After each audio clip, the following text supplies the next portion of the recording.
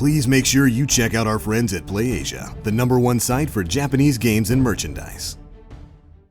For those of you still disappointed by the changes Shadowverse experienced when released outside of Japan, the developers have warned of possibly even more alterations being made to the English version in the future. The news comes from an interview with TechRaptor, where Japanese developer Cygames was questioned on many aspects of the game and company itself. Shadowverse has been available on mobile for some time now, and was also recently ported to Steam. Both platforms have made a number of changes to the English version, the most striking being that Isabelle is dressed much more modestly outside of Japan. Alongside this, cards containing the name Satan were renamed, with this thought to be due to religious sensitivity in the West. In the interview, Cygames explains why these changes were made, and it seems the team decided that Westerners would prefer the less provocative designs and names. To quote, "The changes we made were intended to help make Shadowverse more enjoyable and accessible to as many players as possible." Furthermore, they then go on to warn of possibly even more changes being made in the future, stating, "Although we might have to make similar changes in the future, we would like our fans to understand that such revisions will always be carefully considered, and they will always be for the greater good of the game."